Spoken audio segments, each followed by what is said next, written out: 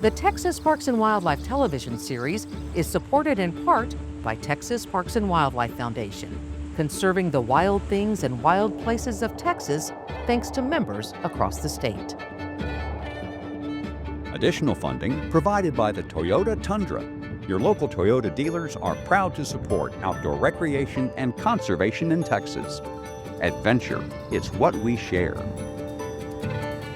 Funding also provided by Academy Sports and Outdoors, helping hunters, anglers, and outdoor enthusiasts of all ages get outside. Out here, fun can't lose.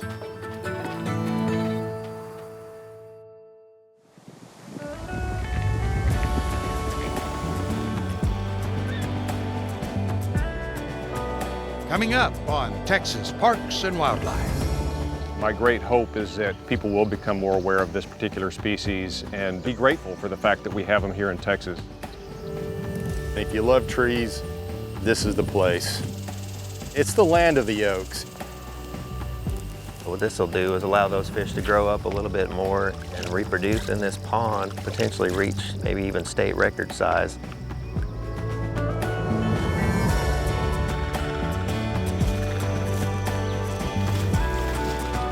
Texas Parks and Wildlife, a television series for all outdoors.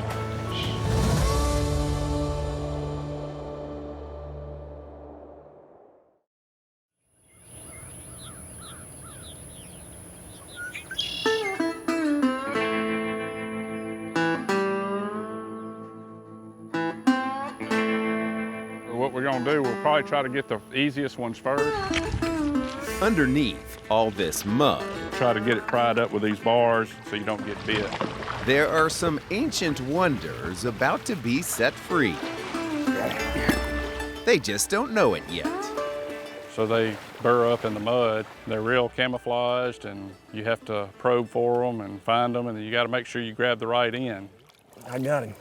These muddy ponds have been a temporary refuge for some rare alligator snapping turtles, and they are about to be released back into the wild. Thing about wildlife is when you're trying something like this, they don't know that they're going to a better place. All these turtles are on their way back to Texas thanks to some serious detective work. They are escape artists. Yeah, they are. Federal and state law enforcement agencies worked together to bust a Louisiana poaching operation. We discovered a market in Sulphur, Louisiana. There was a lady and her sons that were poaching alligator snapping turtles in Texas and then selling them out of their residence in Louisiana. Call of the wild. We're gonna release this turtle. We're gonna catch this turtle. That's a big turtle. Hey, boy. Hello? Yes, is this Brian? Yeah, sure is. You don't work for the game wardens, huh? Say again? You don't work for the Wildlife and Fisheries? The who? Wildlife and Fisheries. No. No? I'm just joking. No. I got to check, make sure. Okay. How big of a turtle are you looking to buy? If I could get a hold of something like 100 and a quarter. So we made a buy in the parking lot, and once we had made that buy, we had probable cause to show that these individuals were carrying on a commercial enterprise out of their residence in Louisiana. Look, there he goes. So I figured that we would find some, but I had no idea that we would find 30. It took 3 days of running nets on those ponds, day in and day out. It was a good feeling.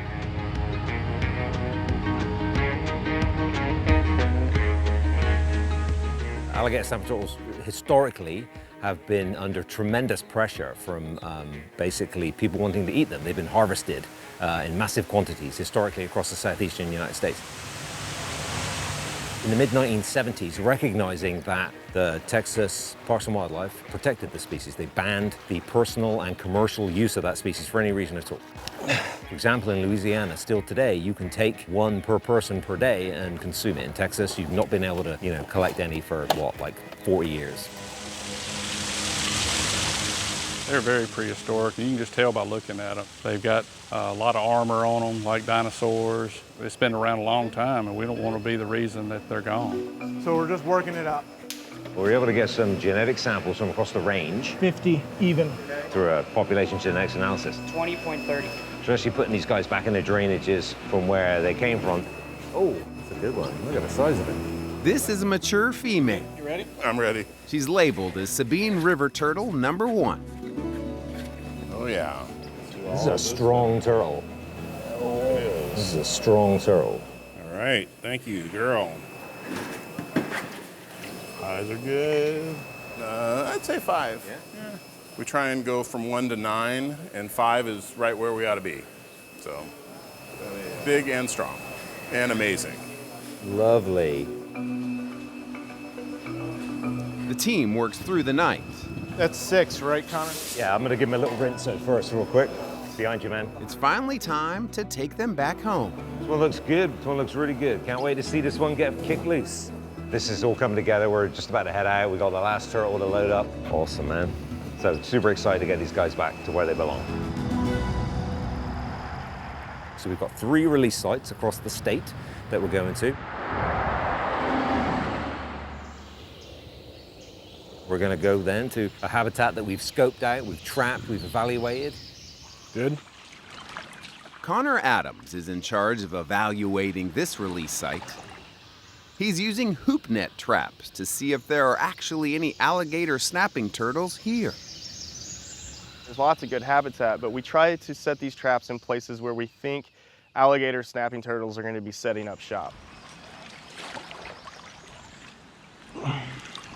We're looking for places that are have deep holes or that have a lot of structure under the water. Oh yeah. This is a razorback musk turtle, Sternopterus carinatus. So if you look, you can see how the shell comes up to a really sharp point. Okay, I'm gonna untie this. Okay. Nothing. So alligator snapping turtles really like these types of environments, these old river channels and oxbows, slow-moving water bodies. We're checking this trap. We've got a large turtle, so we're gonna pull it out. Yeah. Oh, and so we have a big alligator snapping turtle in this trap. Oh, it's a big one.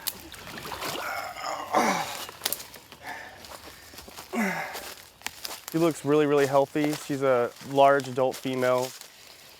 This is max curve, right? Yeah. All the data that we collected on her, 22.3, is gonna contribute to helping us understand how alligator snapping turtles are doing here. Catching these really healthy, large adult individuals is really confirming that we know that we're in good habitat. Feels pretty good. This site is looking like it could be a really, really good release site for these alligator snapping turtles.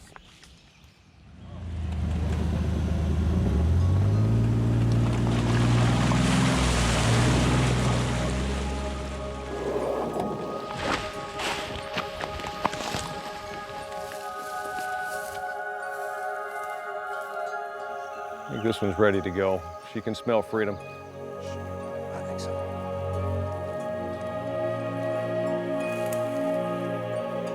Kind of hate to see her leave, but I'm happy to see her go. Oh yeah.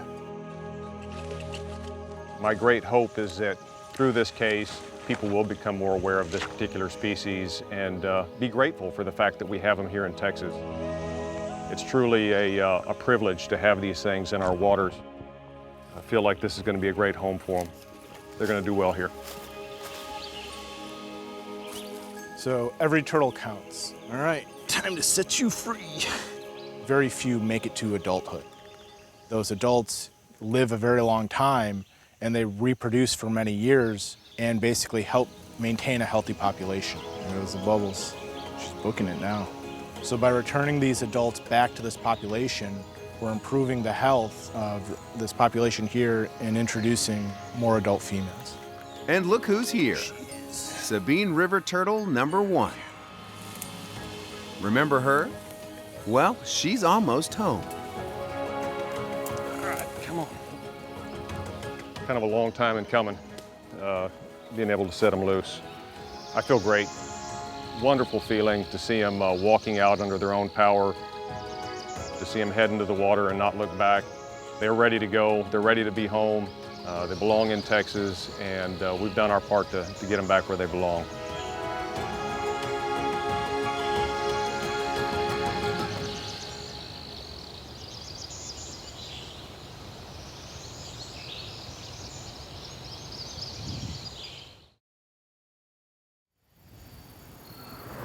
We're at Cooper Lake State Park. We're located in northeast Texas, only about an hour and 20 minutes from downtown Dallas. Just an easy drive from the Metroplex. We have a 20,000 acre lake as a backdrop. The land around the lake is all publicly owned, which means when you're out on the lake and you look back to the shore, you'll see a ring of green. It takes you to a different place and a different time. There's just so much to see and do here at Cooper Lake State Park.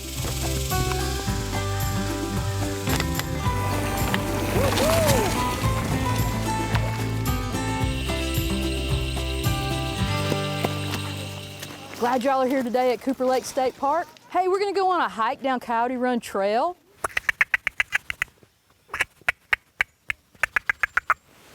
And we're gonna listen, because if you're quiet, you can see and hear the squirrels. If you love trees, this is the place. It's the land of the oaks, with the predominant species being the post oak, these large, majestic shade trees that you'll find in our campground, in our day use areas that just beckon visitors to relax underneath on a hot summer day. Cooper Lake is blessed with two really nice swimming areas. We have a swimming beach at the South Sulphur unit and also a swimming beach at the Doctors Creek unit. We have added white sands to both of these swimming areas. It's just a great place for families to enjoy a summer afternoon swimming in the cool waters of the lake.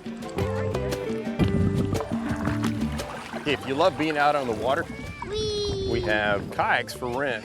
You can actually fish off our kayaks or just cruise and enjoy the scenery. The Corps of Engineers built and impounded this back in the early 90s, and it has created one of the best blue catfish fisheries in the state. Headed into the timber right now to go look under some birds, see if there's any fish hanging around them. Cooper Lake is primarily a shallow lake. It's about divided halfway in timber and halfway open water. Lots of white bass, crappie fishing, pretty decent. Got a lot of good catfishing. There's the first blue cat today. Best thing I like about this lake is the low pressure, not crowded, never too many boats around. Makes the fishing peaceful anyway. He's got a monster right there. He's mad at me. I must have poked him. I'm talking to you. Good job. We have a wide variety of camping opportunities. Oh man, he's got a stick. We have campsites on the water, cabins on the lake with the back decks overlooking the lake. We have 30 amp and we have 50 amp RV hookups. We have shelters. We have something for everyone. Tonight we are doing bratwurst, and then we'll do some roasted vegetables. I've got some potatoes in here. It's great for the family, and it's great, I think, for your personal health to get out of the city and get out here where you can relax and you know, be outside and enjoy nature and the fresh air and kind of slow down a little bit. They're nice, big, spacious campsites and plenty of room, and we're here by the lake. It's just beautiful. It's our way of changing pace for a little while, and you kind of always go back a little refreshed and a little different perspective on life, I think. What I love about Cooper Lake State Park is the views. It's the vista views over the lake. It's the white-tailed deers that you see browsing on the forest edge. It's the happy campers just a short drive away from the city, and you can immerse yourself in nature. It's a great place to recreate, relax, and recharge your soul.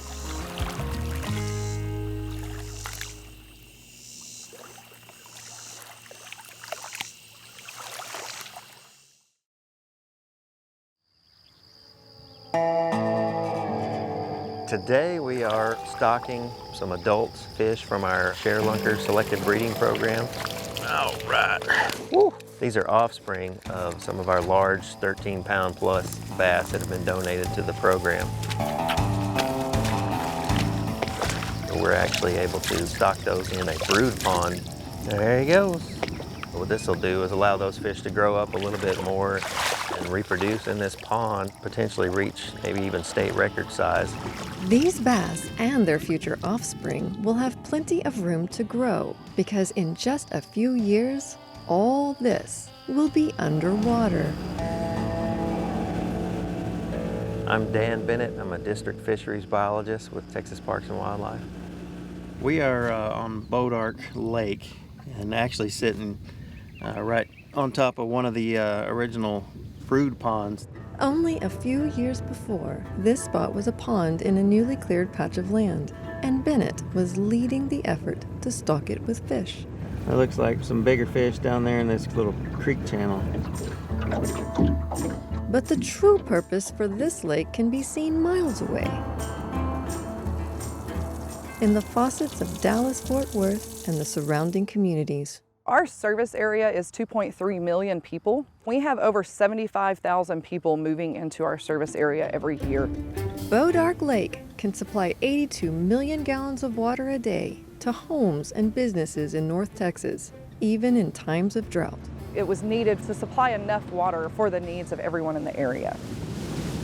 It's actually been kind of neat being around the boat ramps. We had interviewed a guy not long ago that we provide water to, and he didn't realize that a lot of the water he was getting in his house was actually coming from Bodark Lake. And while Bodark is the first new reservoir in the state in 30 years, the second one is already under construction. We are on the future fishing jetty at Lake Ralph Hall. Another reservoir Bennett is determined to make a trophy fishing destination. Oh, I'm just trying to picture where the, ultimate water line is going to be. Just like Bodark Lake, structures beneath the surface will provide habitat and nutrients to this new lake once it's full. These are what you call reef balls. So small fish will be attracted to this, and they'll also be hiding in and outside of these holes. That in turn will attract larger predator fish like crappie, bass, and catfish. They saved a bunch of logs from some of the reservoir clearing for us.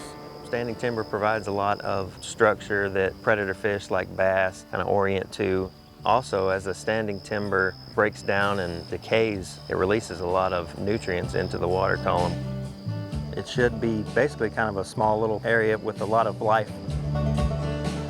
Life that Bennett hopes will lead to great fishing at both reservoirs. Kind of looking out at the lake, thinking about what it will ultimately be. I could see 50 to 100 years worth of happy family memories and fishing trips, and how many kids are going to ultimately be talking about their memories of fishing when they were a kid for the next few generations.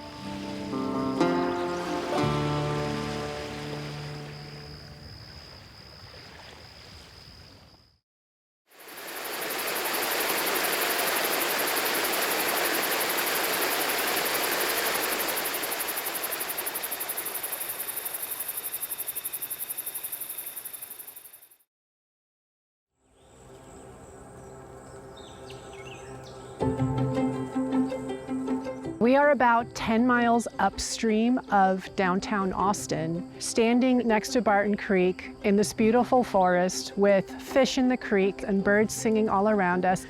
But this area has a secret superpower because it also helps improve our water quality and reduce flood risk. And that is an example of what we call nature-based solutions.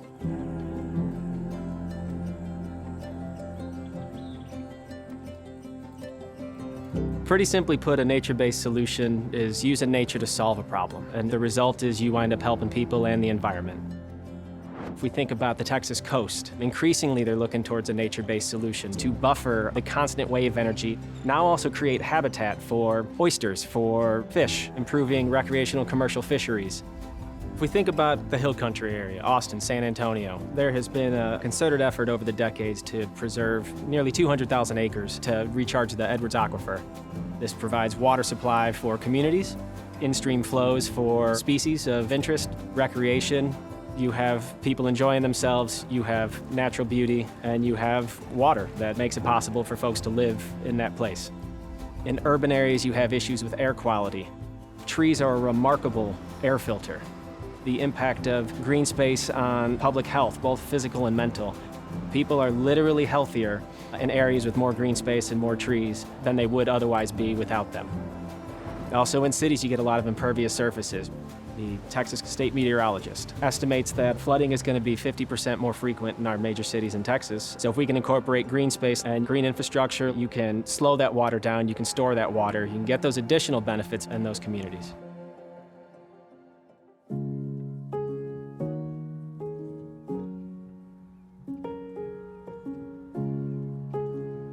One of the things that the Nature Conservancy and myself have been working with the Trust of Park Grant is to make their parks more sustainable. So we are integrating green stormwater infrastructure to capture the water on site, get it to infiltrate, and have some plants reduce the pollution in these systems. These rain gardens, we're trying to imitate these natural depression in the landscape. Like here, we're in the Blackland Prairie, and these Blackland Prairie had prairie potholes, they call them. Water would accumulate in them, and specific plants were able to grow in these systems. These are the native plants we use in our rain gardens to treat and clean the water and reduce the runoff. With the Nature Conservancy and myself, we worked on a large project with the city of Dallas where we modeled and we placed systems like that all around the city to see what would be the impact. We saw that it would reduce the flooding from the typical 2-year storm by around 50%, but it also reduced the 100-year storm event by 20%. 20% flooding from a 100-year storm is millions and millions of dollars. In all these practices, we're trying to mimic nature to provide services to the urban environment.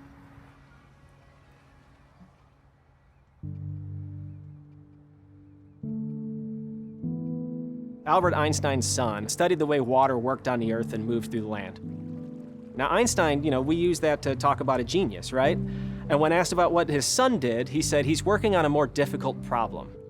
So this whole idea of understanding what water does and what it's going to do and how it's going to move across the earth and create these problems for us, whether it's sedimentation or flooding or water quality, in a lot of ways there's not going to be a technological fix to it. Or if there is, we can't afford it.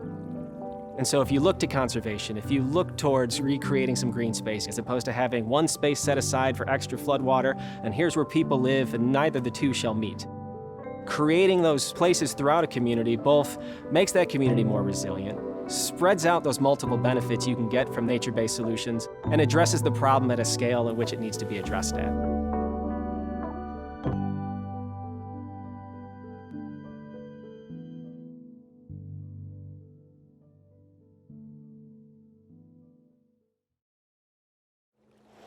Next time on Texas Parks and Wildlife.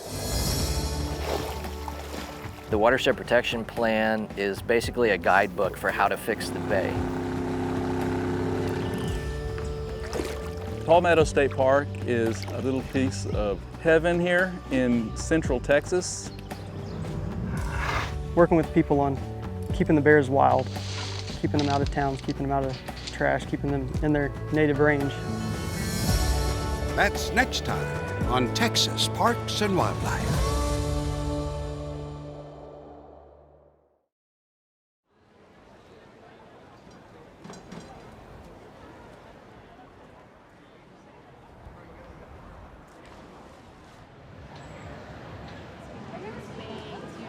You'll be domesticated.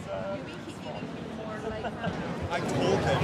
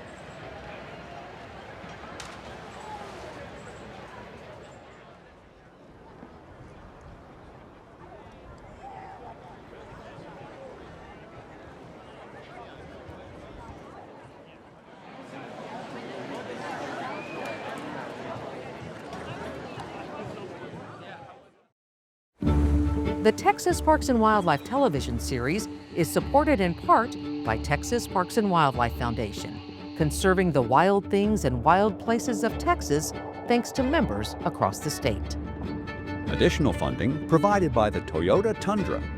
Your local Toyota dealers are proud to support outdoor recreation and conservation in Texas. Adventure, it's what we share. Funding also provided by Academy Sports and Outdoors, helping hunters, anglers, and outdoor enthusiasts of all ages get outside. Out here, fun can't lose.